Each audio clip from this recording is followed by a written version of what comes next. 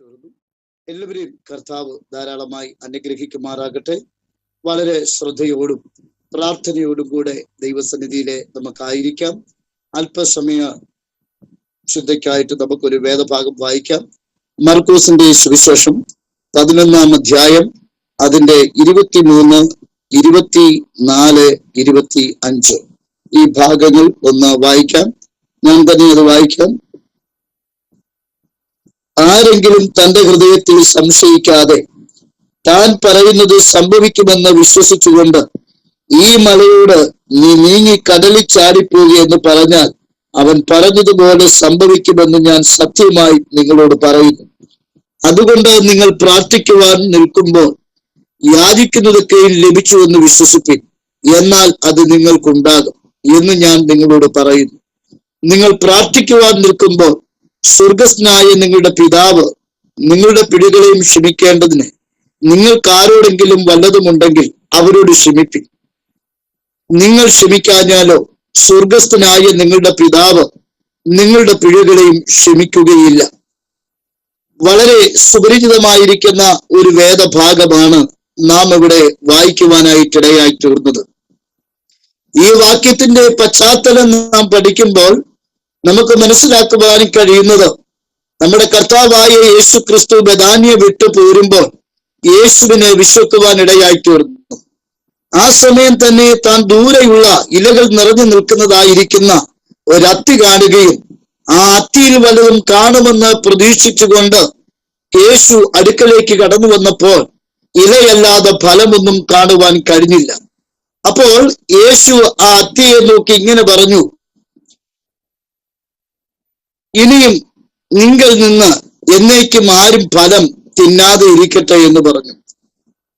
അവർ വീണ്ടും യെരുശലേമിൽ എത്തിയിട്ട് മടങ്ങി വരും വഴി യേശു ശപിച്ച അത്തി ഉണങ്ങിപ്പോയത് കണ്ടിട്ട് പത്രോസ് യേശുവിനോട് ഇങ്ങനെ പറഞ്ഞു, റബ്ബി, നീ ശപിച്ച അത്തി ഉണങ്ങിപ്പോയല്ലോ എന്ന് പറഞ്ഞു.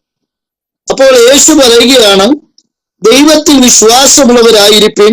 ആരെങ്കിലും തന്റെ ഹൃദയത്തിൽ സംശയിക്കാതെ താൻ പറയുന്നത് സംഭവിക്കുമെന്ന് വിശ്വസിച്ചുകൊണ്ട് ഈ മലയോട് നീ നീങ്ങി കടലിൽ ചാടി പോകുക എന്ന് പറഞ്ഞാൽ അവൻ പറഞ്ഞതുപോലെ സംഭവിക്കുമെന്ന് സത്യമായി ഞാൻ നിങ്ങളോട് പറയുന്നു. അടുത്ത ഭാഗം യേശു പറയുകയാണ്, നിങ്ങൾ പ്രാർത്ഥിക്കുവാൻ നിൽക്കുമ്പോൾ യാചിക്കുന്നതൊക്കെ ലഭിച്ചുവെന്ന് വിശ്വസിപ്പിൻ, എന്നാൽ അത് നിങ്ങൾക്കുണ്ടാകും എന്ന് ഞാൻ നിങ്ങളോട് പറയുന്നു. വീണ്ടും പറയുന്നു, നിങ്ങൾ പ്രാർത്ഥിക്കുവാൻ നിൽക്കുമ്പോൾ സ്വർഗസ്ഥനായ നിങ്ങളുടെ പിതാവ് നിങ്ങളുടെ പിഴകളെയും ക്ഷമിക്കേണ്ടത് നിങ്ങൾക്ക് ആരോടെങ്കിലും വല്ലതുമുണ്ടെങ്കിൽ അവനോട് ക്ഷമിപ്പിൻ. നിങ്ങൾ ക്ഷമിക്കാഞ്ഞാലോ സ്വർഗസ്ഥനായ നിങ്ങളുടെ പിതാവും നിങ്ങളുടെ പിഴകളെയും ക്ഷമിക്കുകയില്ല.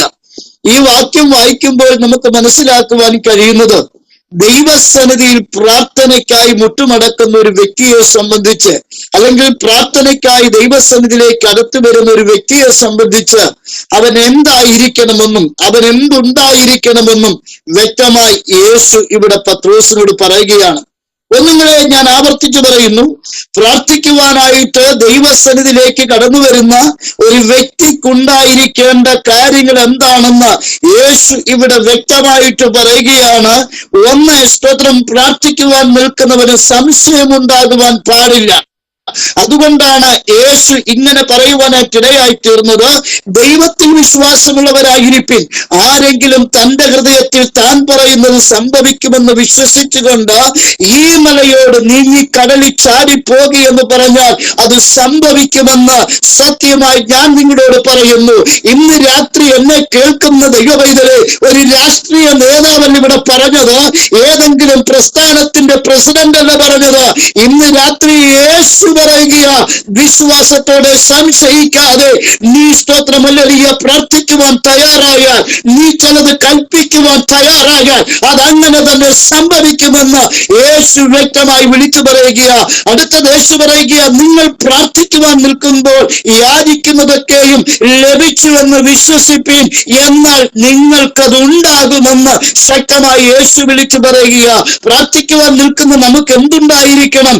യേശു പറയുക, വിശ്വാസമുണ്ടെങ്കിൽ നമ്മൾക്ക് പ്രാർത്ഥിക്കുവാൻ നിൽക്കുന്ന നമുക്ക് വിശ്വാസമുണ്ടെങ്കിൽ അവിടെ യേശു പറയുന്നു, നിങ്ങൾ പ്രാർത്ഥിക്കുന്ന വിഷയം നിങ്ങൾ വിശ്വസിക്കുവാൻ തയ്യാറാണെങ്കിൽ അത് നിങ്ങൾക്കുണ്ടാകുമെന്ന് യേശു വ്യക്തമായി വിളിച്ചു പറയുക.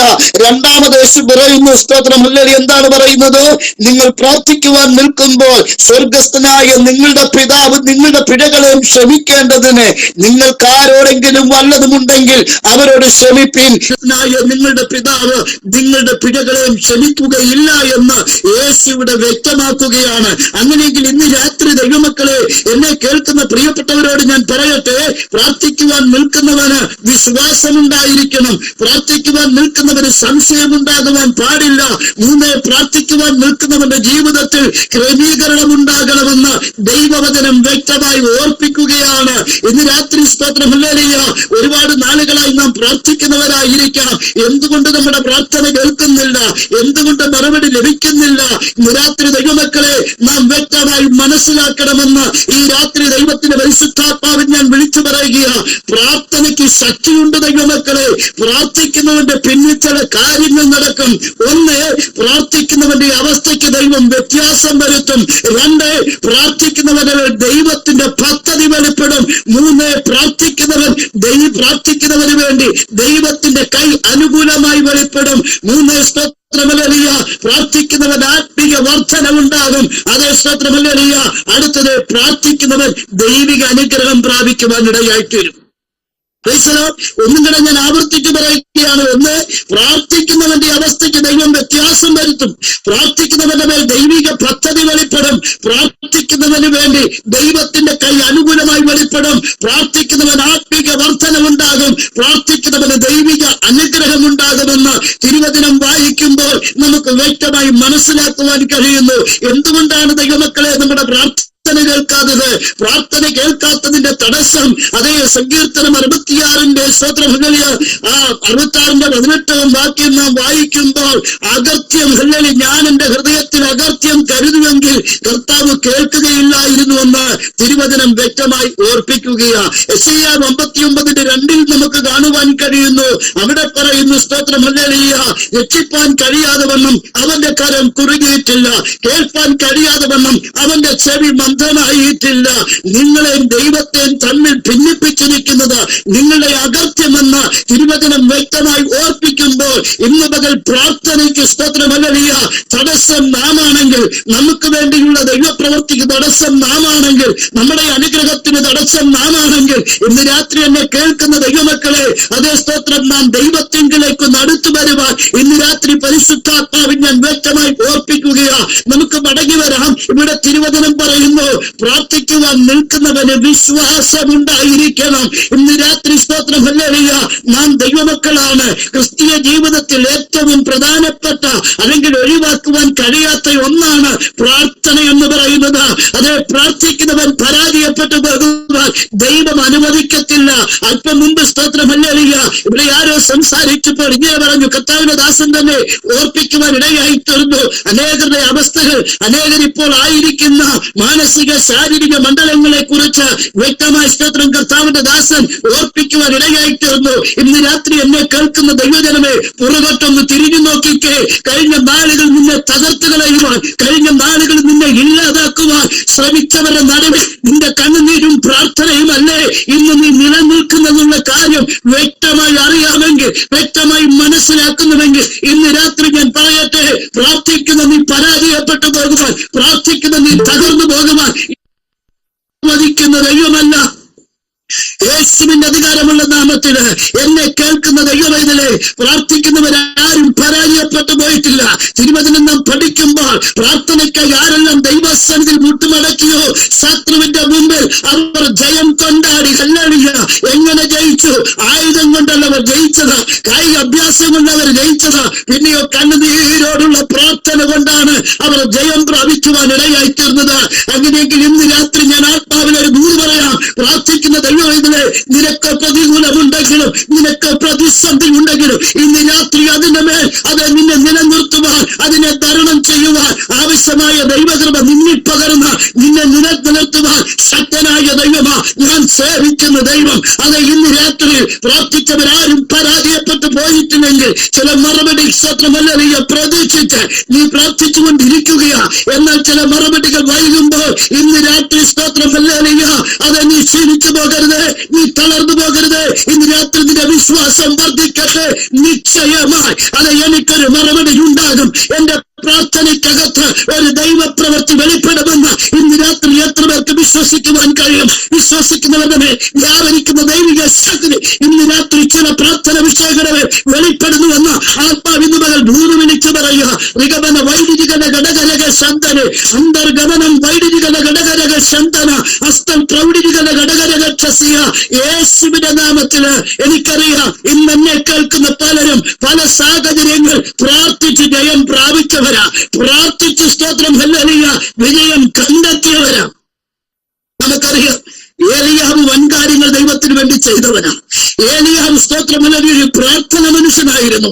എന്നാൽ നിസ്സാരമായിരിക്കുന്ന ഒരു വെല്ലുവിളിയുടെ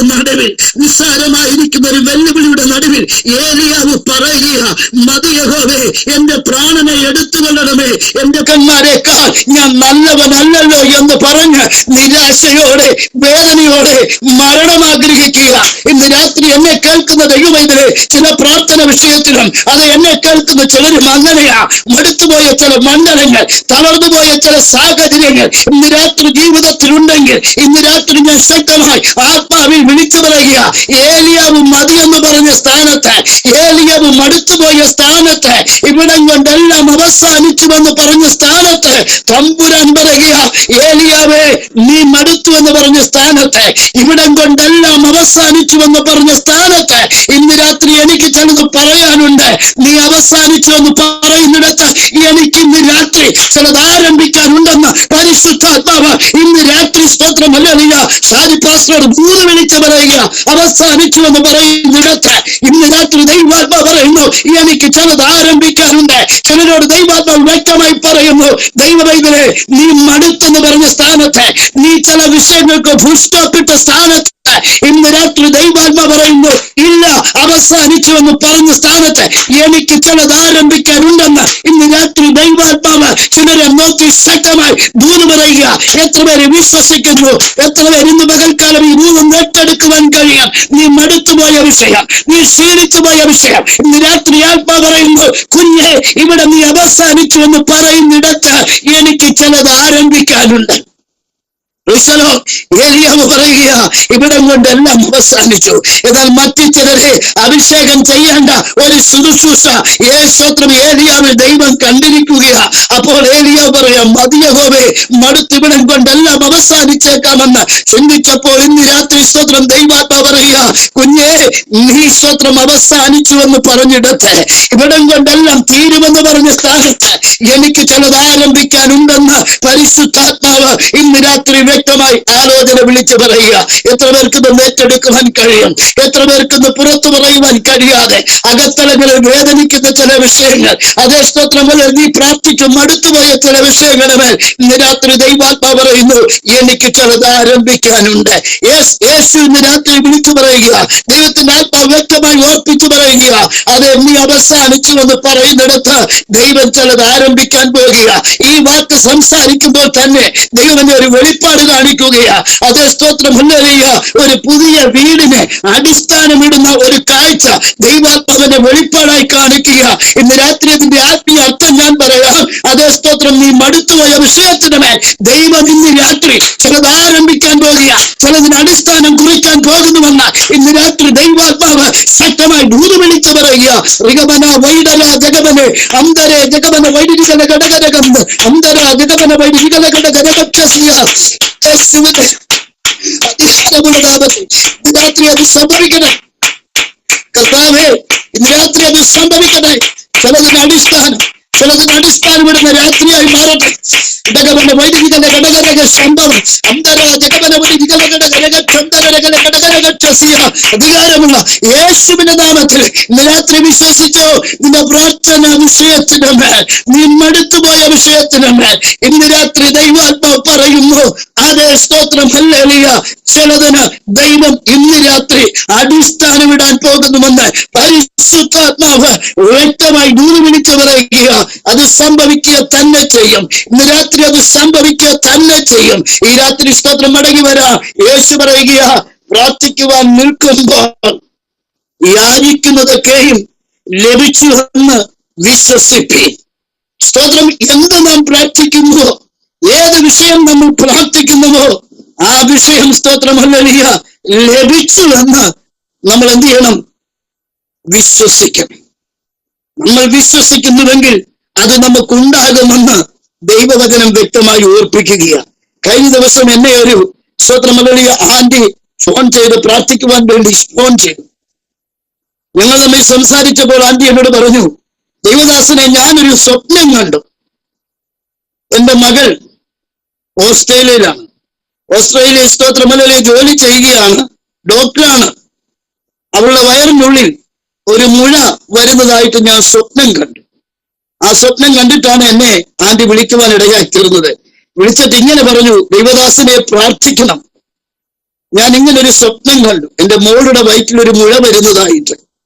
അത് ഓപ്പറേഷൻ ചെയ്യാതിരിക്കാൻ എന്ത് ചെയ്യണം? പ്രാർത്ഥിക്കണം. രണ്ടാമത് പറയുന്നു, ഓപ്പറേഷൻ ചെയ്തു കഴിഞ്ഞാൽ അവിടെ ഒരുപാട് പൈസയാകും. രണ്ട്, ആന്റി പറയുന്നു, അഡ്മിറ്റ് ആക്കി കഴിഞ്ഞാൽ പാസ്റ്ററെ ഒരുപാട് പൈസയാകും.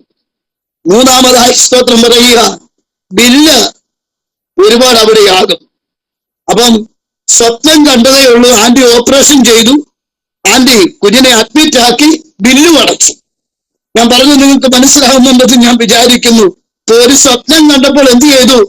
നമ്മൾ സാധാരണ ഇവിടെ വചനത്തിന് വിരോധമായിട്ട് വചനം പറയുന്നത് നമ്മൾ വിശ്വാസത്തോടെ പ്രാർത്ഥിക്കുന്നുവെങ്കിൽ പ്രാർത്ഥിക്കുന്ന വിഷയത്തിന് മറുപടി ഉണ്ടാകുമെന്ന് പറയുമ്പോൾ നേരെ ഓപ്പോസിറ്റ് ആയിട്ട് ചിന്തിക്കും. ഒരു മുഴ കണ്ടതേ ഉള്ളൂ, ഓപ്പറേഷനും ചെയ്തു, അതേ സ്തോത്രം അഡ്മിറ്റുമാക്കി, ബില്ലുമടച്ചു കഴിഞ്ഞു. ഇന്ന് രാത്രി നമ്മുടെ വിശ്വാസം അതല്ല ദൈവമക്കളെ. ഇന്ന് രാത്രി വചനം വ്യക്തമായി ഇവിടെ ഓർപ്പിക്കുകയാ.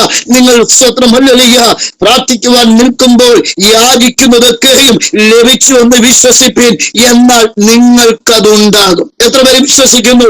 എത്ര പേർക്ക് ഈ വചനം ഏറ്റെടുക്കുവാൻ കഴിയും? ദൈവവേദനെ, നിങ്ങളുടെ പ്രാർത്ഥന വിഷയം ഒരുപക്ഷെ നിങ്ങളുടെ മുമ്പിൽ അസാധ്യമെന്ന അതേ സ്തോത്രം ഹല്ലേലൂയ സാഹചര്യങ്ങൾ വിളിച്ചു പറയുമ്പോഴും ഇന്ന് രാത്രി ഞാൻ വിളിച്ചു പറയട്ടെ, സകലത്തെയും സാധ്യമാക്കുന്ന, സകലത്തെയും ഉളവാക്കിയ ദൈവം തമ്പുരാൻ ഇന്ന് രാത്രി സ്തോത്രം നമ്മുടെ പ്രാർത്ഥന കേട്ട് നമ്മുടെ വിഷയങ്ങളുടെ മേൽ പ്രവർത്തിപ്പാൻ ശക്തന. എന്നാൽ നമുക്ക് പ്രാർത്ഥിക്കുന്ന വിഷയങ്ങളുടെ മേൽ നമുക്ക് വിശ്വാസമുണ്ടായിരിക്കണമെന്ന് തിരുവചനം വ്യക്തമായി ഓർപ്പിക്കുകയാണ്. ഇന്ന് രാത്രി സ്തോത്രം ഹല്ലേലൂയ ലൂക്കോസിന്റെ സുവിശേഷം 8-ാം അധ്യായം 50-ാം വാക്യം നാം വായിക്കേണ്ട ആ ഭാഗത്തിലേക്ക് കടന്നു വരുമ്പോൾ നമുക്ക് കാണുവാൻ കഴിയുന്നു, യേശുവിന്റെ അടുക്കലേക്ക് യായിറോസ് എന്ന് പറഞ്ഞൊരു വ്യക്തി കടന്നു വരുവാൻ ഇടയായിത്തീരുന്നു. യേശുവിന്റെ അടുക്കലേക്ക് വന്ന യേശുവിന്റെ കാൽക്കൽ വീണിട്ട് അവൻ ഇങ്ങനെ പറഞ്ഞു, സ്തോത്രം, എന്റെ മകൾ, ഏകജാതിയായിരിക്കുന്ന മകൾ അത്യാസന്ന നിലയിൽ കിടക്കുകയാണ്, നീ അവന് വേണ്ടി പ്രാർത്ഥിക്കണമെന്ന് പറഞ്ഞു. അവൻ സ്തോത്രം ഹല്ലേലൂയ അത് സംസാരിച്ചു കൊണ്ടിരിക്കുമ്പോൾ തന്നെ യായിറോസിന്റെ ഭവനത്തിൽ നിന്ന് ഒരു വ്യക്തി യേശുവിന്റെ അരികിലേക്ക് വന്നിട്ട് അതേ സ്തോത്രം യായിറോസിനോട് പറയുക, ഗുരുവിനെ അസഹ്യപ്പെടുത്തേണ്ട, നിന്റെ മകൾ മരിച്ചുപോയി എന്ന് പറഞ്ഞു. രാത്രി ദൈവമക്കളെ, അത് വളരെ പ്രതീക്ഷയോടെയാണ് യായിറോസ് യേശുവിന്റെ അരികിലേക്ക് കടന്നു വന്നത്. പ്രതീക്ഷയോടെ യായിറോസ് യേശുവിന്റെ അരികിൽ കടന്നു വന്ന് യേശുവുമായി സംസാരിച്ചു കൊണ്ടിരിക്കുമ്പോൾ തന്നെ തന്റെ പ്രതീക്ഷ അറ്റുപോകുന്ന ഒരു വാക്കാണ് അത് യായിറോസിന്റെ കാതിൽ കേട്ടത്. എന്ത് ആഗ്രഹിച്ചു താൻ യേശുവിന്റെ അരികിൽ കടന്നു വന്നുവോ, ആർക്കു വേണ്ടി താൻ കടന്നു വന്നുവോ, ആ കുട്ടി മരിക്കുമെന്നുള്ള വാർത്തയാണ് തന്റെ കാതിൽ മുഴങ്ങി കേൾക്കുവാൻ ഇടയായി തീർന്നത്. അതെ, യേശു ആ വാക്ക് കാര്യമാക്കാതെ യായിറോസിനോട് പറയുക, ഭയപ്പെടേണ്ട, വിശ്വസിക്കുക മാത്രം ചെയ്യുക, എന്നാൽ അവർ രക്ഷപ്പെടുമെന്ന് പറയുവാൻ ഇടയായി തീർന്നു. യേശുവും അതേ സ്തോത്രം ഹല്ലേലൂയ പത്രോസും സ്തോത്രം യാക്കോബും യോഹന്നാനും കൂടെ കടന്നുപോയി സ്തോത്രം ഹല്ലേലൂയ യായിറോസിന്റെ ഭവനത്തിലേക്ക് ചെന്നു. അവിടെ ചെന്നു കഴിഞ്ഞപ്പോൾ കുട്ടി മരിച്ചതറിഞ്ഞ് അവിടെ പലരും കൂടിയിരിക്കുകയാ. ശവമടക്കാനുള്ള കാര്യങ്ങളൊക്കെ ഒരുങ്ങിക്കൊണ്ടിരിക്കുക. ചോദിക്കുകയാ.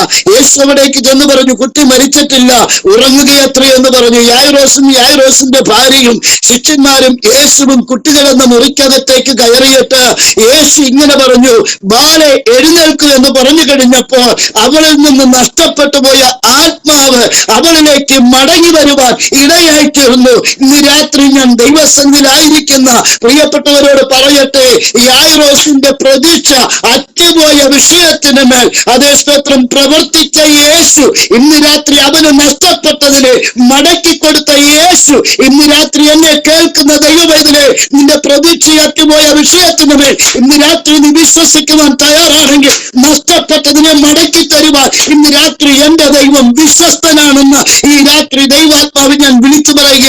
എത്ര പേര് വിശ്വസിക്കുന്നു? ഇന്ന് രാത്രി ഈ മെസ്സേജ് കേൾക്കുമ്പോൾ തന്നെ ചില പ്രതീക്ഷ അറ്റുപോയ വാക്ക് കേട്ടിട്ടായിരിക്കാം ഈ സൂം മീറ്റിംഗിൽ നീ കയറിയിരിക്കുന്നത്.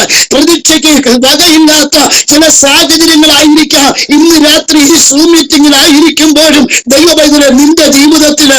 എന്നാൽ ഇന്ന് രാത്രി ഞാൻ പറയട്ടെ, നഷ്ടപ്പെട്ടു പോയതിന്റെ പിന്നിൽ ഇന്ന് രാത്രി നീ ഭാരപ്പെടേണ്ട.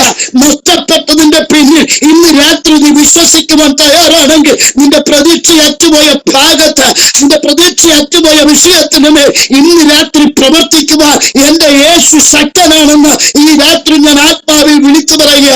എത്ര പേര് വിശ്വസിക്കുന്നു? ഇന്ന് രാത്രി ദൈവാത്മാവിൽ ഞാൻ വിളിച്ചു പറയുന്നു, നിന്റെ പ്രതീക്ഷ അറ്റുപോയ സ്ഥാനത്ത് ഇന്ന് രാത്രി നഷ്ടപ്പെട്ടതിനെ ഓർത്ത് ഇന്ന് രാത്രി ഭാരപ്പെടേണ്ട. നഷ്ടപ്പെട്ടതിനെ മടക്കി തരുന്ന രാത്രിയാ ഈ രാത്രി. എത്ര പേര് വിശ്വസിക്കുന്നു? ഞാൻ പറയുന്നത് ഒരു ഭൗതികമായിരിക്കുന്ന നന്മകളെക്കാൾ ഉപരി കഴിഞ്ഞ നാളുകളിൽ നിന്റെ പ്രാർത്ഥന നഷ്ടപ്പെട്ടു പോയെങ്കിൽ, നിനക്ക് ദൈവം തന്നെ വെളിപ്പാട് നഷ്ടപ്പെട്ടു പോയെങ്കിൽ, നിനക്ക് ദൈവം തന്നെ ദർശനം നഷ്ടപ്പെട്ടു പോയിട്ടുണ്ടെങ്കിൽ, ആത്മഭാരം നഷ്ടപ്പെട്ടു പോയിട്ടുണ്ടെങ്കിൽ ഇന്ന് രാത്രി ദൈവാത്മ പറയുന്നു, ഈ രാത്രി ദൈവവൈദ്യനെ അത് മടക്കി തരുവാൻ ഇന്ന് രാത്രി എന്റെ ദൈവം ശക്തനാ. നീ വിശ്വസിക്ക്. നിന്റെ സാഹചര്യം ഏതുമായിക്കൊള്ളട്ടെ, നിന്റെ സാഹചര്യം ഏതുമായിക്കൊള്ളട്ടെ, പ്രതീക്ഷ നഷ്ടപ്പെട്ടു പോയ ഒരനുഭവത്തിലാണ് കുഞ്ഞെ ഇന്ന് രാത്രി നീ എന്നെ കേൾക്കുന്നത്. എന്നാൽ ഇന്ന് രാത്രി ഞാൻ പറയുന്നു, പ്രതീക്ഷ അറ്റുപോയ ഈ യായിറോസിന് വേണ്ടി പ്രവർത്തിച്ച് ചിലതാണ് മടക്കി നൽകിയെങ്കിൽ ഇന്ന് രാത്രി ഞാൻ ആത്മാവിൽ വിളിച്ചു പറയുന്നു, നിന്റെ പ്രതീക്ഷ അറ്റുപോയ വിഷയത്തിന് മേൽ ഇന്ന് രാത്രി പ്രവർത്തിപ്പാൻ ദൈവം ശക്തനാണ്. കരങ്ങളുയർത്തി ദൈവത്തെ ഒന്ന് സ്തുതിച്ചാട്ടെ. ശക്തിയോടെ ദൈവത്തെ ഒന്ന് സ്തുതിച്ചാട്ടെ. ഈ രാത്രി വിശ്വസിക്കുന്ന ദൈവമക്കളെ, ഈ സൂം മീറ്റിംഗ് ഞാൻ വിശ്വസിക്കുന്നു, ഈ സൂം മീറ്റിംഗ് തീരുന്നതിന് മുമ്പേ നിന്റെ പ്രതീക്ഷ അറ്റുപോയ വിഷയത്തിന് മേൽ ഇന്ന് രാത്രി ദൈവത്തിന്റെ കാലം നിനക്ക് വേണ്ടി ചലിക്കുമെന്ന് ഈ രാത്രി ദൈവാത്മാവിൽ ഞാൻ ശക്തമായി ദൂത് വിളിച്ചു പറയുക. ഋഗമന വൈദികന ഘടകരക ശന്തന് അസ്തൽ പ്രൗഢി ഋഗമന വൈഡര ജഗമന വൈദികന ഘടകം അടരകന ഘടകരക ശന്തൽ പ്രൗഢികന ഘടകരക ക്ഷസിയ. യേശുവിന്റെ അധികാരമുള്ള നാമത്തില് സാഹചര്യം എന്തുമായിക്കൊള്ളട്ടെ പാസ്റ്റേ, എന്റെ സാഹചര്യം മറ്റൊന്നാണ് പാസ്റ്റേ. ഇപ്പോൾ ഞാൻ ആയിരിക്കുന്നത് മറ്റൊരവസ്ഥയില്ല. ഇന്ന് രാത്രി നിന്റെ അവസ്ഥ ഏതുമായിക്കൊള്ളട്ടെ, നിന്റെ സാഹചര്യം ഏതുമായിക്കൊള്ളട്ടെ, ആ സാഹചര്യത്തിന് വിശ്വസിക്കുവാൻ കുഞ്ഞെ നീ തയ്യാറാണെങ്കിൽ ഇന്ന് രാത്രി ഞാൻ വിശ്വസിക്കുന്നു, നഷ്ടപ്പെട്ടതിനെ മടക്കി നിന്റെ കരങ്ങളിൽ തരുവാൻ എന്റെ ദൈവം വിശ്വസ്തനായ ദൈവമാണ്. നമുക്കറിയാം, റോമാലേഖനത്തിലേക്ക് കടന്നു വരുമ്പോൾ അവിടെ സ്തോത്രം 4:19 പറയുന്നു, സാറയുടെ ഗർഭപാത്രത്തിന്റെ നിർജീവാവസ്ഥ ഗ്രഹിച്ചിട്ടും അബ്രഹാം വിശ്വാസത്തിൽ ക്ഷീണിച്ചില്ല. വാഗ്ദത്തം ചെയ്ത ദൈവം പ്രവർത്തിപ്പാൻ ശക്തനെന്നവൻ ഉറച്ചു. സ്തോത്രം ഹല്ലേലൂയ. അതെ, ഇന്ന് രാത്രി ദൈവവേദനെ എന്നെ ഒന്ന് ശ്രദ്ധിച്ച് നിങ്ങൾ അബ്രഹാമിന്റെ മാനുഷിക ബുദ്ധി വിളിച്ചു പറയുന്നു, ഇനിയും സാറയുടെ ഉദരത്തിൽ ഒരു കുട്ടി ജനിക്കുവാൻ യാതൊരു സാധ്യതകളുമില്ല. അബ്രഹാമിന്റെ അറിവ് വിളിച്ചു പറയുന്നു, സാറയുടെ ഉദരത്തിൽ ഇനി ഒരു കുട്ടി ജനിക്കുവാൻ യാതൊരു സാധ്യതകളുമില്ല.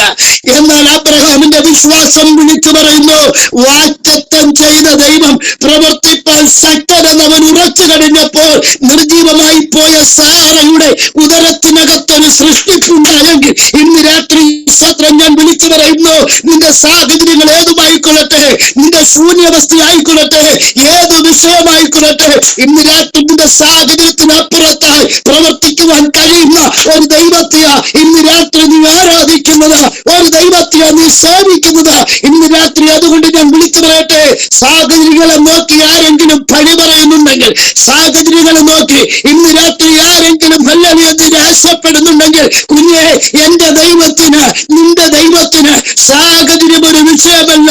നിർജീവമായി പോയ സാറയുടെ ഉദരത്തിനകത്ത് ഒരു സൃഷ്ടിപ്പുണ്ടായെങ്കിൽ ഇന്ന് രാത്രി പരിശുദ്ധാത്മാവിൽ ഞാൻ വിളിച്ചു പറയട്ടെ, വിശ്വസിക്കുവാൻ നീ തയ്യാറാണെങ്കിൽ ഇന്ന് രാത്രി ശൂന്യമായി കിടക്കുന്നിടത്ത്, നിർജീവമായി പോയ സ്ഥാനത്ത് ഇന്ന് രാത്രി ചിലത് ചലിപ്പിക്കുവാൻ ഇന്ന് രാത്രി യേശുവിന് കഴിയുമെന്ന് ഈ രാത്രി ശക്തമായി ദൈവാത്മാവ് വിളിച്ചു പറയുന്നു. എത്ര പേര് വിശ്വസിക്കുന്നു? ചലനമറ്റുപോയ ചില പ്രാർത്ഥനാ വിഷയങ്ങൾ, ചലനമറ്റ് നിർജീവമായി കിടക്കുന്ന ചില സാഹചര്യങ്ങളുടെ മേൽ ഇന്ന് രാത്രി പ്രവർത്തിക്കുവാൻ യേശുവിന് കഴിയുമെന്ന് ഇന്ന് രാത്രി ശക്തമായി ഞാൻ വിളിച്ചു പറയുന്നു. എത്ര പേർക്ക് വിശ്വസിച്ച് ഈ രൂപം ഏറ്റെടുക്കുവാൻ കഴിയും? നിന്റെ സാഹചര്യം നോക്കി ഇന്ന് പകൽ നീ പലതും പറയുക, നിന്റെ സാഹചര്യം നോക്കി പലതും നീ പിറുപിറുക്കുകയാ, നിന്റെ സാഹചര്യം നോക്കി നീ സ്വയം ഹല്ലേലൂയ അതേ വേദനിക്കുകയാ.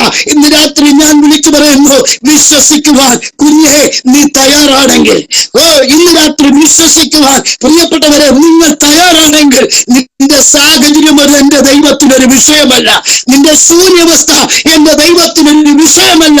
ഇന്ന് രാത്രി അവൻ പ്രവർത്തിപ്പാൻ ശക്തനാ. അതേ സ്തോത്രം. അബ്രഹാം ആശയ്ക്ക് വിരോധമായി അവൻ ആശയോടെ വിശ്വസിച്ചു. വാഗ്ദത്തം ചെയ്ത ദൈവം പ്രവർത്തിപ്പാൻ ശക്തനും ഉറച്ചു കഴിഞ്ഞപ്പോൾ അത് നിർജീവമായി പോയ സാറയുടെ ഉദരത്തിനകത്ത് ഒരു സൃഷ്ടിപ്പുണ്ടായെങ്കിൽ, പ്രാർത്ഥിക്കുന്ന ദൈവവൈതലെ, വിശ്വസിക്കുന്ന ദൈവവൈതലെ, ഇന്ന് രാത്രിയിൽ ജൂര്യവസ്ഥയിൽ അതേ സ്തോത്രം നിർജീവമായി പോയ ചില വിഷയങ്ങളെ ഇന്ന് രാത്രി ദൈവത്തിന്റെ കരം ചിലതിനെ ചലിപ്പിക്കുമെന്നും ചിലതിന് സൃഷ്ടിപ്പുണ്ടാകുമെന്നും പരിശുദ്ധാത്മാവ് ഇന്ന് രാത്രി സ്തോത്രം ശക്തമായി ദൂത് വിളിച്ചു പറയുക. എത്ര പേർക്ക് ഇത് ഏറ്റെടുക്കുവാൻ കഴിയും? എത്ര പേർക്ക് ഇന്ന് രാത്രി ഒന്ന് വിശ്വസിക്കാൻ കഴിയും? അതേ ഇന്നേക്ക് അതേ സ്തോത്രം ഹല്ലേലൂയ 3 ദിവസത്തിനകം ചില വിഷയങ്ങളുടെ മേൽ ദൈവാത്മാവ് പറയുന്ന ചില സൃഷ്ടിപ്പുണ്ടാകാൻ പോകുകയാണ്. നീ ശൂന്യമെന്ന് പറഞ്ഞ സ്ഥാനത്ത്, നീ നിർജീവമെന്ന് പറഞ്ഞ സ്ഥാനത്ത്, ഇനിയും സ്തോത്രം ഹല്ലേലൂയ ഒരു സൃഷ്ടിപ്പുണ്ടാകത്തില്ലെന്ന് പറഞ്ഞ സ്ഥാനത്ത് പരിശുദ്ധാത്മാവ് പറയുക, ഇന്ന് എന്റെ ദൈവത്തിന് ഒരു കാര്യവും അസാധ്യമല്ല. നിർജീവമായി പോയ മണ്ഡലത്തിൽ നിന്റെ പ്രതീക്ഷ അറ്റുപോയ വിഷയത്തിന് മേൽ ഇന്ന് രാത്രി പ്രവർത്തിക്കുവാൻ ദൈവത്തിന് കഴിയുമെന്ന് ഇന്ന് രാത്രി നീ വിശ്വസിക്ക്. നാളെയല്ല, ഈ വിശ്വസിക്കുന്ന നിമിഷം തന്നെ പ്രവർത്തിക്കുവാൻ എന്റെ ദൈവം ശക്തനാണെന്ന് ഈ രാത്രി ശക്തമായി ഞാൻ വിളിച്ചു പറയുകയാണ്. പ്രിയമുള്ളവരെ, എന്റെയും ജീവിതത്തിൽ സകല പ്രതീക്ഷകളും മറ്റുപോയ ഒരു വ്യക്തിയാണ് ഞാൻ. കർത്താവിന്റെ ദാസൻ ഓർപ്പിച്ചതുപോലെ എന്റെ പേര് യേശുദാസ് ജോസഫ് എന്നാണ്. എന്റെ സ്വദേശം കോട്ടയം ജില്ലയിൽ വാകത്താനം എന്ന സ്ഥലത്താണ്. 1975 ഏപ്രിൽ 24-ാം തീയതിയായിരുന്നു എന്റെ ജനനം. എന്റെ മാതാവ് എന്നെ പ്രസവിച്ച് 1 മണിക്കൂർ കഴിഞ്ഞപ്പോൾ ചോരക്കുഞ്ഞായിരിക്കുന്ന എന്നെ ഒരു റബ്ബർ തോട്ടത്തിൽ ഉപേക്ഷിച്ച് തന്റെ ആത്മാഭിമാനത്തെ ഭയന്ന് മാതാവ് എവിടെയോ ഒളിച്ചു പോകുവാൻ ഇടയായിത്തീർന്നു. പ്രഭാതമായപ്പോൾ ഉറുമ്പിന്റെ കടിയേറ്റ് പ്രാണവേദനയോടെ കരഞ്ഞുകൊണ്ടിരുന്ന എന്റെ അരികിലേക്ക് ആ റബ്ബർ തോട്ടം വഴി വിറക് പെറുക്കിക്കൊണ്ട് വന്ന ഒരു മാതാവ് അടുത്തു വരികയും ആ മാതാവ് ചോരക്കുഞ്ഞായിരിക്കുന്ന എന്നെ ഇഴുത്തുകൊണ്ട് തന്റെ ഭവനത്തിലേക്ക് പോയി. 6 മക്കളും മാതാവും പിതാവും അടങ്ങുന്ന ഒരു വളരെ ദാരിദ്ര്യം അനുഭവിക്കുന്ന ഒരു കുടുംബമായിരുന്നു അത്. എന്നാൽ 6 മക്കളുടെ കൂടെ 7ാമനായി ആ മാതാവും പിതാവും എന്നെ വളർത്തുവാനിടയായി തീർന്നു. ഏകദേശം എനിക്ക് 5 വയസ്സുള്ളപ്പോൾ എന്റെ വളർത്തച്ഛൻ ഈ ലോകത്തിൽ നിന്ന് മാറ്റപ്പെട്ടു പോയി. പിന്നെ മാതാവ് വളരെ കഷ്ടപ്പെട്ടാണ് എന്നെയും എന്റെ സഹോദരങ്ങളെയും വളർത്തുവാൻ ഇടയായി തീർന്നത്. ഏകദേശം 8 വയസ്സ് പ്രായമുള്ളപ്പോൾ മുതൽ എന്റെ വീടിന്റെ അടുക്കൽ കൂടി, എന്റെ വീട് ഒരു റോഡിന്റെ സൈഡിലാണ്, റോഡിൽ കൂടി പോകുന്ന പലരും എന്റെ മാതാവിനോട് വന്ന് ചോദിക്കും, ഈ കുഞ്ഞിനെയാണോ നിങ്ങൾക്ക് തോട്ടത്തിൽ നിന്ന് കിട്ടിയത്? പലപ്പോഴും ഞാനിത് കേൾക്കുമ്പോഴൊക്കെ എന്റെ മാതാവിനോട് ഞാൻ ചോദിക്കും, എന്താണമ്മേ പലരും ഇങ്ങനെ ചോദിക്കുന്നത്? അന്നൊക്കെ എന്റെ അമ്മ പറയും, മോനെ, നമ്മുടെ അച്ഛൻ മദ്യപിച്ച് എന്നെ ഉപദ്രവിക്കുമായിരുന്നു. അങ്ങനെ ഒരു ദിവസം എന്നെ ഉപദ്രവിക്കുന്ന സമയം 9 മാസം ഞാൻ നിന്നെ പ്രഗ്നന്റ് ആയിരുന്നു. അച്ഛന്റെ ഉപദ്രവം ഭയന്നിട്ട് റബ്ബർ തോട്ടത്തിൽ ഞാൻ പോയി ഒളിച്ചിരുന്നപ്പോൾ അവിടെ വെച്ച് നിന്നെ പ്രസവിച്ചു. എന്നിട്ട് ഇങ്ങനെ ഒരു വാക്കും കൂടെ പറഞ്ഞു, പഴയ കാലമല്ലേ മോനെ, അതേ ജോലിക്കൊക്കെ പോകുന്നിടത്തൊക്കെ മാതാക്കൾ അവിടെ വെച്ചൊക്കെ പ്രസവിക്കും. അങ്ങനെ നിന്നെ റബ്ബർ തോട്ടത്തിൽ വെച്ച് പ്രസവിച്ചത് കൊണ്ടാണ് ആളുകൾ ഇങ്ങനെ ചോദിക്കുന്നുവെന്ന് പറയുവാൻ ഇടയായിത്തീർന്നു. ഞാനത് വിശ്വസിച്ചു. വീണ്ടും വർഷങ്ങൾ മുന്നോട്ട് പോയപ്പോൾ ഏകദേശം ഒരു 9ാം ക്ലാസ്സിൽ പഠിക്കുന്ന സമയമൊക്കെ ആയി കഴിഞ്ഞപ്പോൾ എനിക്ക് ചില സത്യങ്ങൾ മനസ്സിലാക്കുവാനായിട്ട് കഴിഞ്ഞു. അതോടൊപ്പം തന്നെ എന്റെ സഹോദരങ്ങൾ വിവാഹം കഴിക്കുകയും വിവാഹം കഴിച്ച 2-3 സഹോദരങ്ങൾ വീടിനടുത്ത് തന്നെ മാറിപ്പാർക്കുവാനും ഇളയ സഹോദരൻ എന്റെ വീട്ടിൽ താമസിക്കുവാനും തുടങ്ങി. വിവാഹം കഴിച്ചു കഴിഞ്ഞപ്പോൾ എന്നോടുള്ള സ്നേഹം കുറഞ്ഞു പോകുകയും അതേ സ്തോത്രം ഞാൻ മറ്റൊരാളെന്നുള്ള നിലയിൽ എന്നോട് പെരുമാറുവാനും തുടങ്ങി. ഞാൻ മാനസികമായിട്ട് തകർന്നു. അതേ, ഞാൻ എന്റെ മാതാവിനോട് ചോദിച്ചു, എന്താണമ്മ ഇങ്ങനെയൊക്കെ സംഭവിക്കുന്നത്? അമ്മ ആ സമയമൊക്കെയും മൗനമായിരിക്കാനായിട്ട് ഇടയായിത്തീർന്നു. എന്റെ വീടിനടുത്ത ഒരു ഹെൽത്ത് സെന്റർ ഉണ്ടായിരുന്നു. നമ്മുടെ നാട്ടിലേക്ക് ഉണ്ടല്ലോ ഹെൽത്ത് സെന്ററുകൾ. അങ്ങനെ എന്റെയും നാട്ടിൽ ഒരു ഹെൽത്ത് സെന്റർ ഉണ്ടായിരുന്നു. ആ ഹെൽത്ത് സെന്ററിൽ ഒരു നേഴ്സും അദ്ദേഹത്തെ ആ സഹോദരിയുടെ ഭർത്താവും ഉണ്ടായിരുന്നു. അവർക്ക് മറ്റാരോടുമില്ലാത്ത ഒരു പ്രത്യേക സ്നേഹവും കരുതലുമൊക്കെ എന്നോടുണ്ടായിരുന്നു. പാവപ്പെട്ട കുഞ്ഞുങ്ങൾക്ക് വൈകുന്നേര സമയങ്ങളിൽ അവർ ഉപ്പുമാവ് കൊടുക്കുമായിരുന്നു. അത് വാങ്ങാൻ ഞാനും പോകുമായിരുന്നു. ആ സമയത്തൊക്കെ എന്നോട് പ്രത്യേകിച്ച് ഒരു സ്നേഹവും കരുതലും അവർക്കുണ്ട് എന്ന് എനിക്ക് തോന്നുവാൻ ഇടയായിത്തീർന്നു. അങ്ങനെ ഇരിക്കെ അദ്ദേഹം ഒരിക്കൽ എന്നോട് പറഞ്ഞു, മോനെ, 9ാം ക്ലാസ്സിൽ പഠിക്കുന്ന സമയമാണ്, എന്റെ വീട്ടിലേക്ക് നീ ഒന്ന് വരണം. ഞാൻ അദ്ദേഹത്തിന്റെ വീട്ടിലേക്ക് പോയി. ഒരു മുറിക്കകത്ത് തന്നെ കയറ്റി കഥകളെല്ലാം അടച്ചിട്ട് വേദപുസ്തകം തുറന്നു വെച്ചിട്ട് എന്നോട് പറഞ്ഞു, ഞാനൊരു സത്യം നിന്നോട് പറയാൻ പോകുക, ഒരിക്കലും അന്വേഷിച്ചു പോകരുതെന്ന് പറഞ്ഞു. ദൈവമക്കളെ, ഞാൻ വളരെ ആകാംക്ഷയോടെ അദ്ദേഹത്തിന്റെ അടുത്തിരുന്ന് അദ്ദേഹം പറഞ്ഞു, നിന്റെ അച്ഛൻ കോട്ടയത്തുണ്ട്, അച്ഛന്റെ പേര് KC തോമസ് എന്നാണ്. ഞാൻ പറഞ്ഞു, എന്റെ അച്ഛൻ മരിച്ചുപോയി എനിക്ക് 5 വയസ്സുള്ളപ്പോ. എന്റെ അമ്മ വീട്ടിലുണ്ട്, എന്റെ സഹോദരങ്ങളും അടുത്ത് തന്നെ ഉണ്ട് എന്ന് പറഞ്ഞു. അദ്ദേഹം പറഞ്ഞു, ഇല്ല, നിന്നെ അവർ എടുത്തു വളർത്തുന്നതാണ്. നിന്റെ അച്ഛന്റെ പേര് KC തോമസ് എന്നാണ്. അദ്ദേഹം ഇപ്പോൾ കോട്ടയം ഡിപ്പോയിൽ KSRTC ജോലി ചെയ്യുന്നു എന്ന് പറയുവാൻ ഇടയായിട്ടുണ്ട്. ഇതെന്റെ മനസ്സിലുണ്ടായിരുന്നു. ഞാൻ തിരിച്ച് വീട്ടിലേക്ക് വന്ന് ആരോടും ഇത് പറഞ്ഞില്ല. എന്നിട്ട് അദ്ദേഹം പറഞ്ഞു, നിനക്ക് ഒരു കുറച്ച് പാന്റും ഷർട്ടും ഒക്കെ വാങ്ങിത്തരാൻ ഞാൻ ആഗ്രഹിക്കുന്നു എന്ന് പറഞ്ഞു. ഞാനത് നിഷേധിച്ച് എന്റെ ഭവനത്തിലേക്ക് മടങ്ങി വന്നു. എന്റെ മാതാവിനോടോ സഹോദരങ്ങളോട് ഇതൊന്നും ഞാൻ ഷെയർ ചെയ്തില്ല. അങ്ങനെ എന്റെ സഹോദരങ്ങൾ വിവാഹം കഴിച്ചു കഴിഞ്ഞപ്പോൾ എന്നോടുള്ള സ്നേഹം കുറഞ്ഞ് ഞാൻ വീണ്ടും ഒറ്റപ്പെടുന്ന ഒരു അനുഭവത്തിലേക്ക് വരുവാൻ ഇടയായിത്തീർന്നു. 10ാം ക്ലാസ് വരെ ഞാൻ പഠിച്ചു. 10ാം ക്ലാസ്സിൽ തോറ്റുപോയി. അതിനുശേഷം പല തൊഴിലുകൾ ഞാൻ ചെയ്തു. ആദ്യമൊക്കെ വീടിനടുത്തുള്ള വീടുകളിലൊക്കെ കൂലിപ്പണിക്കായിട്ട് ഞാൻ കടന്നുപോയി. അവിടെ ചെന്നാലും അവർ ആദ്യം എന്നോട് ചോദിക്കും, നിന്റെ അപ്പനാര്, അമ്മയാരാന്ന്. പലപ്പോഴും ദൈവമക്കളെ, ഉത്തരം പറയുവാൻ കഴിയാതെ, ജോലി ചെയ്യുവാൻ കഴിയാതെ ഞാൻ എന്റെ ഭവനത്തിലേക്ക് വന്നിട്ടുണ്ട്. മാനസികമായിട്ട് ഞാൻ വളരെ തകർന്നു. മദ്യത്തിനും മയക്കുമരുന്നിനും അടിമയായി. ചില വർഷങ്ങൾ എന്റെ നാട്ടിൽ തന്നെ ഒരു ഓട്ടോറിക്ഷ തൊഴിലാളിയായിട്ട് ഞാൻ ജോലി ചെയ്തു. അതിനുശേഷം തീരുമാനിച്ചു, എന്റെ അപ്പനെയും അമ്മയും കണ്ടുപിടിക്കണം. അപ്പനെയും അമ്മയും കണ്ടുപിടിച്ചവരെ കൊല ചെയ്യണം. അവർ ജീവിച്ചിരിക്കുവാൻ പാടില്ല. കാരണം ചെറുപ്പം മുതൽ, ഞാൻ ഓർമ്മ വെച്ച കാലം മുതൽ എന്റെ ജീവിതത്തിൽ നിന്ന് കേൾക്കുന്നു, ഒരു സമൂഹത്തിൽ ചെന്നാൽ ആളുകൾ എന്നെ വിരൽ അവനെയാണ് തോട്ടത്തിൽ നിന്ന് കിട്ടിയത്. ഒരു കല്യാണ വീട്ടിൽ ചെന്നാൽ അവര് പറയും, അത് അവനെയാണ് തോട്ടത്തിൽ നിന്ന് കിട്ടിയത്. കേട്ടു മടുത്തു ദൈവമക്കളെ. ജീവിതത്തിൽ നിരാശനായി വളരെ വേദനിക്കുവാൻ ഇടയായിത്തീർന്നു. അങ്ങനെ മദ്യത്തിനും മയക്കുമരുന്നിനും അടിമയായി അതേ ബോംബെ, തമിഴ്നാട്, ഗോവ എന്നീ പ്രദേശങ്ങളിൽ ഏകദേശം ഒരു 10-16 വർഷത്തോളം ഞാൻ പല തൊഴിലുകൾ ചെയ്ത് ജീവിച്ചു. എന്നാൽ സ്തോത്രമുല്ലിയ, ആ വർഷങ്ങൾക്ക് ശേഷം ഞാൻ ഒരു മാനസിക രോഗിയായിട്ടാണ് എന്റെ ഭവനത്തിലേക്ക് കടന്നു വന്നത്. എന്റെ ഭവനത്തിൽ കടന്നു വരുമ്പോൾ എനിക്ക് ശബ്ദം കേൾക്കുന്നത് ഇഷ്ടമല്ല, ആളുകളെ കാണുന്നത് ഇഷ്ടമല്ല. എനിക്കെപ്പോഴും ഒറ്റയ്ക്ക് ഇരുട്ടത്തിരിക്കണം. ആത്മഹത്യ ചെയ്യണമെന്നുള്ള ചിന്ത എന്നെ ഭരിച്ചു. 2-3 പ്രാവശ്യം ഞാൻ ആത്മഹത്യക്ക് വേണ്ടി ശ്രമിച്ചുവെങ്കിലും അത് നടന്നില്ല. സ്തോത്രമല്ലേ, 3ാമത്തെ പ്രാവശ്യം ഞാൻ ഇങ്ങനെ ചിന്തിച്ചു, ഞാൻ ആത്മഹത്യ ചെയ്താൽ എനിക്ക് സ്വത്രം ജന്മം തന്നില്ലെങ്കിലും എന്നെ പോറ്റി പുലർത്തിയ മാതാവിനെ ആര് സംരക്ഷിക്കും എന്നുള്ള ഒരു ചിന്ത എന്നെ ഭരിച്ചതുകൊണ്ട് ആത്മഹത്യയിൽ നിന്ന് ഞാൻ പിന്മാറുവാൻ ഇടയായിത്തീർന്നു. ഇന്ന് രാത്രി ഞാൻ പറയട്ടെ ദൈവമക്കളെ, അങ്ങനെ ഇരിക്കെ സ്തോത്രം വളരെ മാനസികമായി തകർന്ന് എന്നെ എന്റെ ഒരു സഹോദരൻ തന്നെ അടുത്തുള്ള ഒരു സ്തോത്രം കോട്ടയത്തുള്ള ഒരു ദൈവദാസന്റെ അടുക്കൽ കൊണ്ടുപോവുകയും എനിക്ക് വേണ്ടി പ്രാർത്ഥിക്കുകയും ചെയ്തു. അങ്ങനെ പ്രാർത്ഥിച്ചപ്പോൾ കർത്താവിന്റെ ദാസൻ ഓർപ്പിച്ചു, 2 ദിവസം കൂടെ കഴിഞ്ഞിരുന്നുവെങ്കിൽ ഇവന്റെ ഒരു ഫോട്ടോ നിങ്ങൾക്ക് വീട്ടിൽ വെക്കാമായിരുന്നു എന്ന് പറഞ്ഞു. എന്നെ പ്രാർത്ഥിച്ചയപ്പാൻ ഇടയാക്കിയിരുന്നു. എനിക്ക് പ്രാർത്ഥനയ്ക്ക് വലിയ താല്പര്യമൊന്നുമില്ല, പെന്തക്കോസ്തുകാരെ എനിക്ക് ഇഷ്ടമല്ലായിരുന്നു. എങ്കിലും സ്തോത്രമല്ലേലൂയ, ഞാൻ ആ പ്രാർത്ഥനയ്ക്ക് പോയപ്പോൾ മുതൽ എനിക്ക് ചെറിയ മാറ്റങ്ങൾ ഉണ്ടായി. വീണ്ടും എന്റെ ഭവനത്തിലേക്ക് കടന്നു വന്നു. എന്റെ വീട്ടിൽ ഇളയ സഹോദരൻ താമസിക്കുന്നുണ്ടായിരുന്നു. അദ്ദേഹവും കുടുംബവും എനിക്കെതിരായി വളരെ പ്രയാസങ്ങൾ സൃഷ്ടിച്ചു. എന്റെ മാതാവുമായിട്ട് ഡെയിലി വഴക്കുണ്ടാക്കുകയും ചീത്ത വിളിക്കുകയൊക്കെ ചെയ്യുന്ന വലിയൊരു പ്രയാസങ്ങൾ നേരിട്ടുകൊണ്ടിരുന്നു. എന്നാൽ അതിന്റെ നടുവിലൊക്കെ ഞാനും വളരെ പ്രയാസപ്പെട്ടു മാനസികമായി തകർന്ന വേളയില് എന്റെ 2 സ്നേഹിതന്മാര് പറഞ്ഞു, യേശുദാസേ, ഒരു പ്രാർത്ഥന ഉണ്ട്, നീ വരണമെന്ന് പറഞ്ഞു. ഞാൻ പല ഒഴിവുകൾ പറഞ്ഞുവെങ്കിലും അവരെന്നെ നിർബന്ധിച്ച കൂട്ടായ്മയിലേക്ക് കൊണ്ടുപോയി. ദൈവമക്കളെ, അവിടെ കടന്നുപോയി ഒരു ഓൾ നൈറ്റ് പ്രയർ ആയിരുന്നു. അന്ന് രാത്രി അവിടെ ശുശ്രൂഷിച്ച കർത്താവിന്റെ ദാസൻ എനിക്ക് വേണ്ടി പ്രാർത്ഥിച്ചു. എന്റെ തലയിൽ വലിയൊരു ആരാധന നടന്നുകൊണ്ടിരിക്കുമ്പോൾ എന്റെ തലയിൽ കൈവച്ചു പ്രാർത്ഥിച്ചു.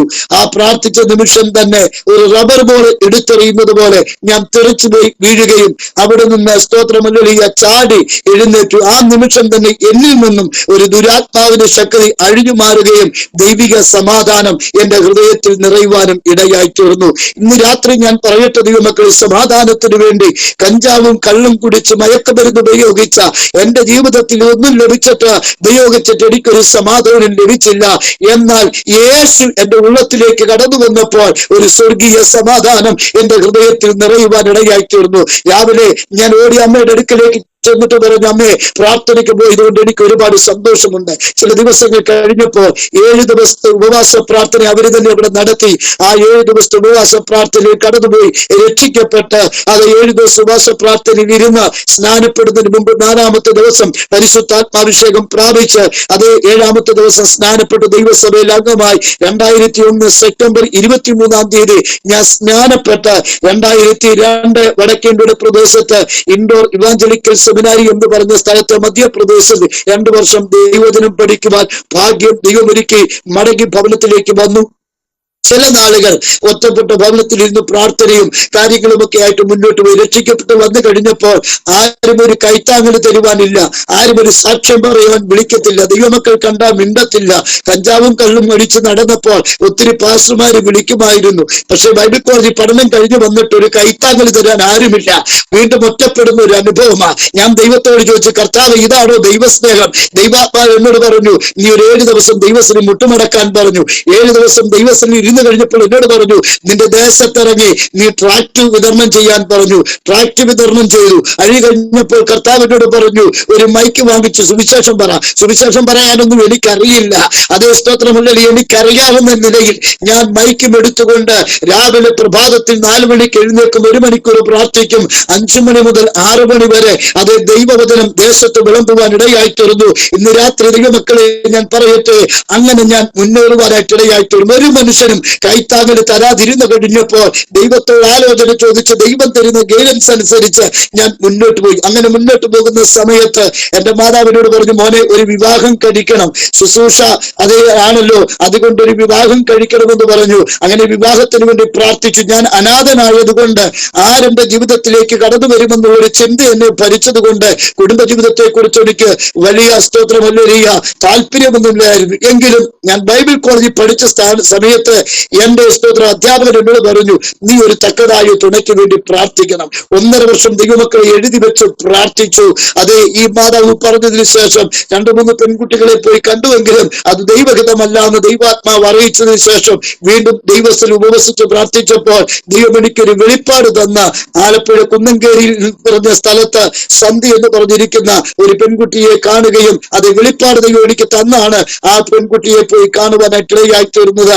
അങ്ങനെ ഞങ്ങളുടെ വിവാഹം കഴിഞ്ഞ് അന്ന് രാത്രി തന്നെ വീട്ടിൽ പഴയതുപോലെ പ്രശ്നങ്ങൾ ആരംഭിച്ചു. ചില നാളുകൾ റബ്ബർ തോട്ടത്തിലാണ് ഞങ്ങൾ അന്തി ഉറങ്ങുവാൻ ഇടയായി തീർന്നത്. ഏകദേശം 1 വർഷമായി കഴിഞ്ഞപ്പോൾ എന്റെ ഭാര്യ മൂത്ത കുഞ്ഞിനെ 2 മാസം പ്രഗ്നന്റ് ആയിരിക്കുമ്പോൾ എന്റെ ഇളയ സഹോദരൻ പറഞ്ഞു, എന്റെ അപ്പൻ ഉണ്ടാകാത്ത ഒരുത്തനും ഇവിടെ വേണ്ട, ഇപ്പോൾ ഇറങ്ങിക്കണമെന്ന് പറഞ്ഞു.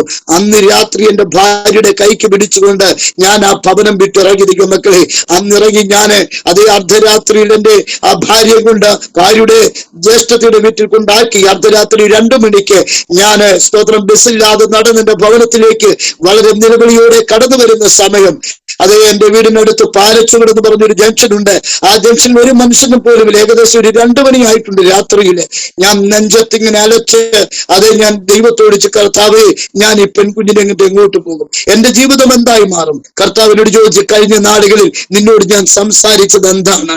ഒരു ദിവസം വിവാഹത്തിന് മുമ്പ് എനിക്ക് ജന്മം നൽകിയ മാതാപിതാക്കളെ ശപിച്ച് ഇങ്ങനെ ഒരു ജീവിതം എന്തിനാ ദൈവമേ എനിക്ക് നൽകിയതെന്ന് ചോദിച്ച് അർദ്ധരാത്രി നിലവിളിച്ച് കരയുമ്പോൾ എന്റെ തോളിൽ ആരോ തട്ടിയ ഒരു അനുഭവം എനിക്കുണ്ടായി. ദൈവമക്കളെ, ഞാൻ ചാടി എഴുന്നേറ്റ് നോക്കുമ്പോൾ ആരും എന്റെ അരികിലില്ല. അടുത്ത മുറി ചെന്ന് നോക്കുമ്പോൾ അമ്മ നല്ല ഉറക്കമാ, ജ്യേഷ്ഠനും നല്ല ഉറക്കമാ, ആരും എന്റെ അടുത്തില്ല. പെട്ടെന്ന് ദൈവാത്മാവ് എന്നോട് പറഞ്ഞു, നിന്റെ കയ്യിലിരിക്കുന്ന നിന്റെ അടുത്തിരിക്കുന്ന വേദപുസ്തകം തുറന്നു നോക്ക്. ഞാൻ ആ വേദപുസ്തകം തുറന്നു നോക്കിയപ്പോൾ എനിക്ക് ലഭിച്ച വചനം, ഒരു സ്ത്രീ തന്റെ കുഞ്ഞിനെ മറക്കുമ്പോ, താൻ പ്രസവിച്ച കുഞ്ഞിനോട് കരുണ തോന്നാതിരിക്കുമ്പോ അവർ നിന്നെ മറന്നാലും ഞാൻ നിന്നെ മറക്കത്തില്ല. ഇന്ന് രാത്രി ദൈവമക്കളെ ഞാൻ പറയട്ടെ, സ്തോത്രം, ഹല്ലേലൂയ. ആ കർത്താവ് എനിക്ക് അനുഗ്രഹിക്കപ്പെട്ട ഒരു കുടുംബജീവിതം തന്നു. രണ്ടാമതൊരു പെൺകുഞ്ഞുങ്ങളെ തന്നു. 2 പെൺകുഞ്ഞുങ്ങളാണ്. മൂത്ത കുഞ്ഞ് +2 പഠിക്കുന്നു, രണ്ടാമത്തെ കുഞ്ഞ് 10ാം ക്ലാസ്സിലേക്ക് ഈ പ്രാവശ്യം കയറുവാൻ ഇടയായി തീർന്നു. ഒത്തിരി പ്രയാസങ്ങളും പ്രതികൂലങ്ങളും ജീവിതത്തിൽ കടന്നു വന്നു. ഇന്ന് രാത്രി ഞാൻ കരം കൂപ്പി പറയട്ടെ ദൈവമക്കളെ, അന്നു മുതൽ ഇന്ന് വരെയും എന്നെ നടത്തിയത് എന്റെയും എന്റെ വൈഫിന്റെയും അത് ഒരുമിച്ചുള്ള പ്രാർത്ഥന ഒന്ന് മാത്രമാ. ഞങ്ങളുടെ ജീവിതത്തിൽ സ്തോത്രം, ഹല്ലേലൂയ, ആത്മീയരെന്ന് പറയുന്നവർ ഞങ്ങൾക്കെതിരായി തീർന്നു, സ്നേഹിതരെന്ന് പറഞ്ഞവർ എതിരായി തീർന്നു. അത് ഒത്തിരി ദാരിദ്ര്യം ജീവിതത്തിൽ അനുഭവിച്ചു. 18 വർഷമായി ഞാൻ വാടകയ്ക്ക് താമസിച്ചുകൊണ്ട് കർത്താവിന്റെ വേല ചെയ്തുകൊണ്ടിരിക്കുക. എന്റെ കുഞ്ഞുങ്ങളും സമയം കിട്ടുമ്പോഴൊക്കെ എന്റെ കൂടെ കർത്താവിന്റെ വേലയ്ക്ക് എനിക്ക് കൈത്താങ്ങൽ തരുന്നു. ഇന്ന് രാത്രി അനുഭവത്തിന്റെ വെളിച്ചത്തിൽ ഞാൻ പറയട്ടെ, പ്രാർത്ഥിക്കുന്നവരാരും തകർന്നു പോകുവാൻ ദൈവം അനുവദിക്കത്തില്ല. പ്രാർത്ഥിക്കുന്നവനെ ദൈവം ഉയർത്തുവാനിടയായിത്തീരും. ഇന്ന് രാത്രി ഞാൻ ആവർത്തിച്ച ദൈവമക്കളോട് പറയട്ടെ, അന്നു മുതൽ എന്റെ ജീവിതത്തിൽ ഇന്ന് വരെയും എന്നെ നിലനിർത്തിയത് ഞങ്ങളുടെ ഒരുമിച്ചുള്ള പ്രാർത്ഥനയാ, ഞങ്ങളുടെ രഹസ്യ പ്രാർത്ഥനയാ. പലരും സ്തോത്രം ആത്മീയ ഗോളത്തിൽ എന്നെ നിന്ദിച്ചു, ഇവന് ശുശ്രൂഷ വല്ലതുമുണ്ടോ, ഇവൻ ദേശത്തിറങ്ങി പ്രവർത്തിക്കുന്നുണ്ടല്ലോ. ഇന്ന് രാത്രി ദൈവമക്കളെ, വിദേശ രാജ്യങ്ങളിലേക്ക് കർത്താവ് അയക്കുവാനിടയായി തീർന്നു. എന്റെ മിടുക്കല്ല, കാരണം എന്നോട് ഒരു അഭിഷിക്തൻ ഇങ്ങനെ പറഞ്ഞു, ദൈവദാസനെ, ഞാനൊരു ദൂത് പറയുക, ദരിദ്രനെ കുപ്പയിൽ നിന്നും ഉയർത്തി പ്രഭുക്കന്മാരോടുകൂടെ ഇരുത്തുന്ന ദൈവം നിന്റെ സ്ഥിതി മാറ്റും. ഞാൻ ആ ദൂത് ഏറ്റെടുത്ത ദൈവമക്കളെ, വർഷങ്ങൾ പ്രാർത്ഥിച്ചു. ഒരു സുപ്രഭാതത്തിൽ വേഗത്തിൽ സിംഗപ്പൂരിന് പോകുവാൻ, ഫാമിലി ഉൾപ്പെടെ സിംഗപ്പൂരിന് പോകുവാൻ, ശുശ്രൂഷയ്ക്ക് പോകുവാൻ ദൈവം അവസരമൊരുക്കി.